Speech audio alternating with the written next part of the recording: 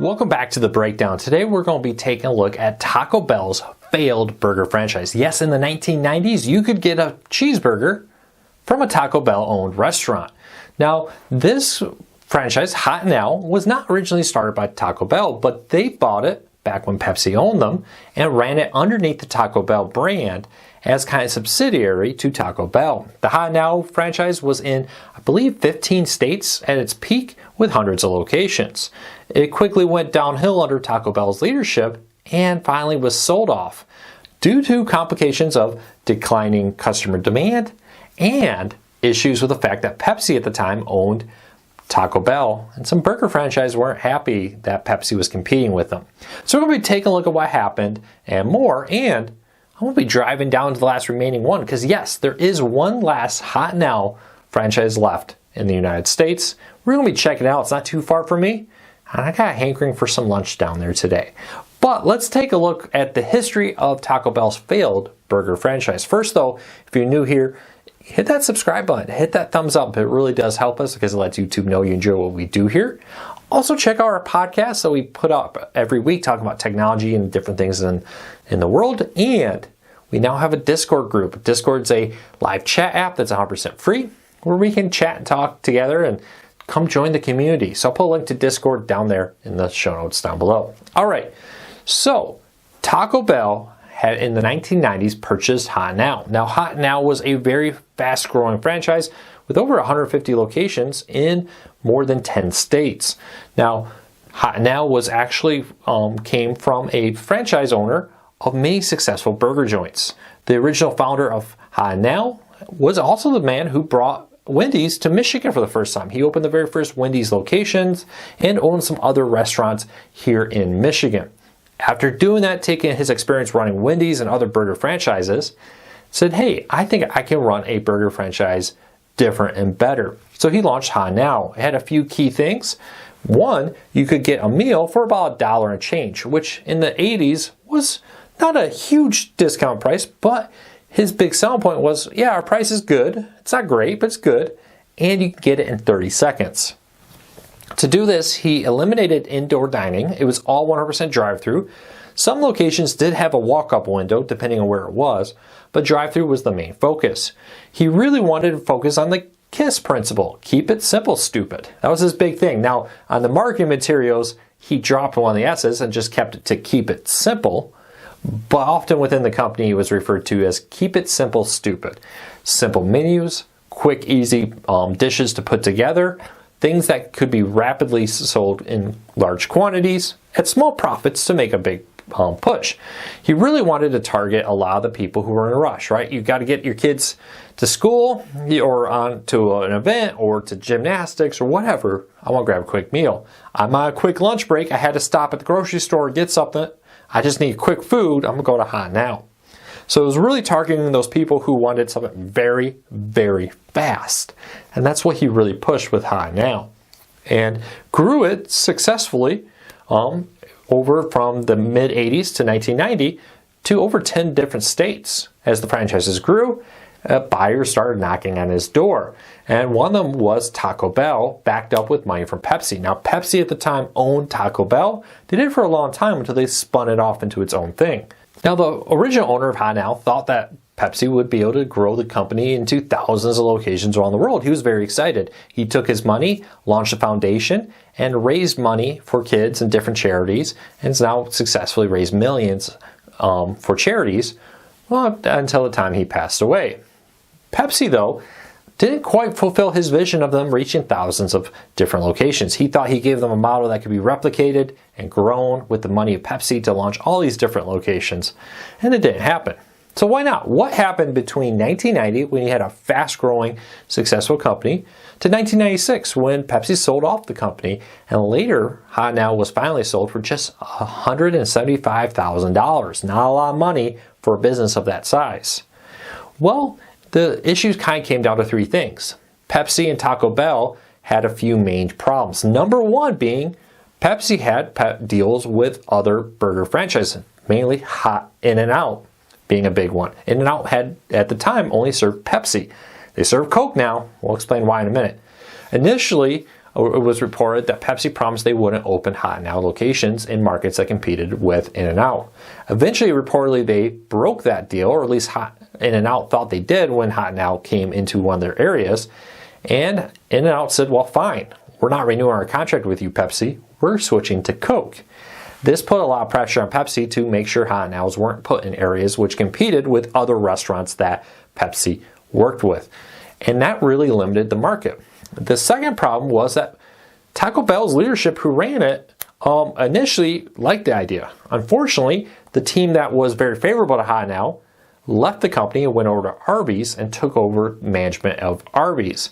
And the new team at Taco Bell came in and said, we don't really care. This very fast, cheap food thing, we're going to experiment. And they even talked about how they intended to turn Hot Now into a test bed for different menu items that could go into other fast food franchises. This resulted in much more complicated meal items coming to Hot Now.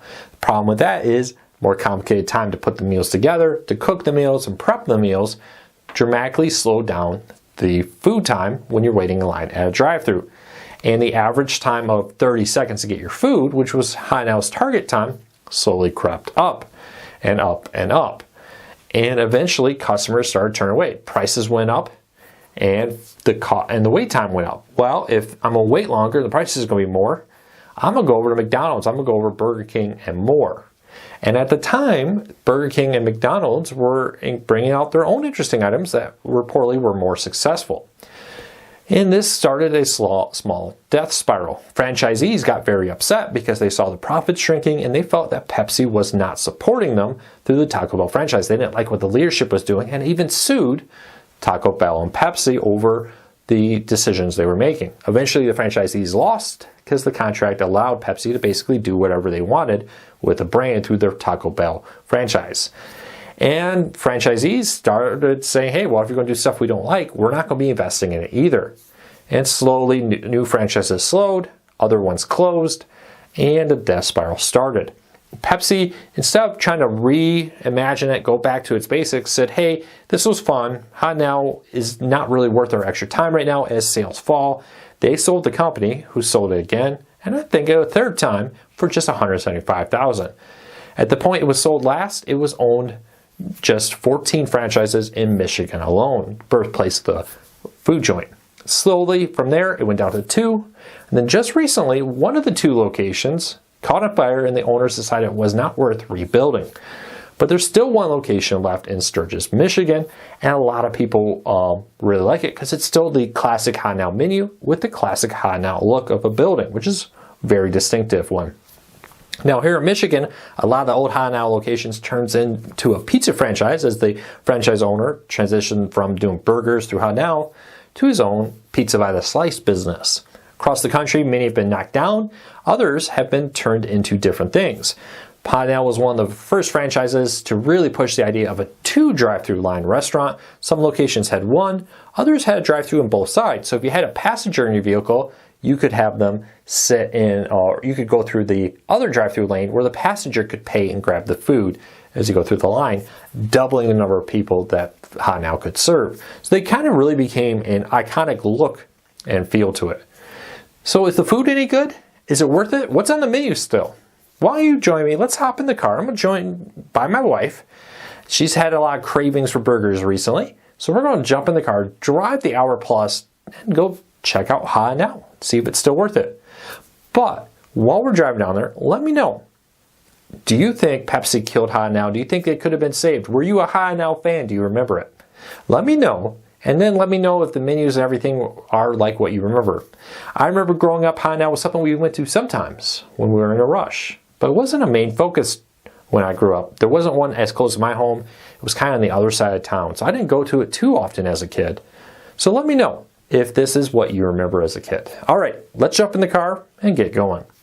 All right, I just got back from Hot Now. My wife and I took the drive down and we ordered some food, had our lunch there. Wanted to kind of give you my thoughts on it. Now, a couple things. It looks identical to the Hot Now I remember as a kid. I thought it was funny too. So Pepsi and owned it underneath the Taco Bell brand.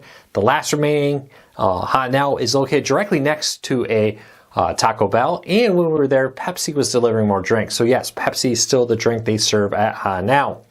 A few things. So it was still fairly fast. About 6 minutes in total from pulling in to pulling out. 3 minutes from the time we ordered to we got our food. Now, not nearly as fast as it was when they were trying to average 30 seconds from the time you ordered to the time you got your food. So that's a little different. But here's a breakdown. One of the things I thought was really different was the fact that the food costs a lot more. And not to the point where it's like, hey, yeah, inflation, but like a lot more than many fast foods. So 2 meals, 2 burger sandwich, the #1 standard deluxe cheeseburger meal, and a chicken sandwich with fries and a drink, both with drinks, cost us $16.93 plus a side of cheesy tots. They were little tots with cheese in it. It wasn't that great, not my favorite part of the meal. So that's definitely on par in pricing with many other brands, if not a little higher compared to some out there. So keep that in mind, that this isn't exactly the cheapest part, which is one of the things that caused the downfall of the company. That the big thing of speed and cheap food kind of went away a lot under the Taco Bell management, which drove away a lot of their loyal customers. Now the menu is also a lot larger. As you can see in these videos I'm showing, the menu is very expansive and not a lot more than an In-N-Out, for example, which really also focuses on speed, but by keeping the menu simple. Now, this being independent, I don't know how much of this was added later, but I do know a lot of these were added originally by Pepsi and Taco Bell as they experimented with different menu items. Now, the food quality was good. I would say the food quality was on par in many things. I thought the burger was a little weak. Not sure I would make a special trip out there for the cheeseburger, but the chicken sandwich was excellent, to be honest with you. It's probably one of the best out there. The fries were good. They were crispy fries, not overcooked, not burnt, but crispy fries. So if you like your fries a little crispy without being overly burnt or anything, HaNow fries were pretty good.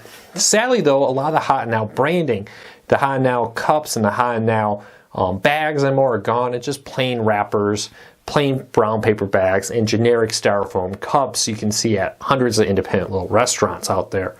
So that's a little downside. Now I will say that a few things out there that help them is that they are busy. It seems like they do have a very large following. I don't think this franchise is going anywhere anytime soon. For a random Wednesday at lunch, the line was very long. When we got there, it wasn't too bad. By the time we left, it was full. We sat in the parking lot next to it, ate it. We just saw the line backed all the ways around the building the entire time we were there. So it definitely seems that they're good, doing well with customer. Food quality was good. My burger could have been a little bit warmer. And the patties were kind of small, but it's a double, so it was probably about a 1/4 pounder all put together. But they were kind of smaller than the bun and stuff, kind of not what you really want to see. But the condiments were good, nice tomato on it, nice lettuce, and the like with it. Fries were good, menu selection was good overall with it. So overall, what do I think? Well, I think that HaNow is kind of an example of a company buying another company who may not fully embrace the reason why it became successful. Many companies become successful for particular reasons. HaNow became successful because they were a simple menu that was done very quickly and it was done cheaply. You weren't going to another place where you're waiting longer, but you were also not paying for that quality. So the quality may not have been the same as a McDonald's or a Burger King, but you were getting it fast and it was very cheap.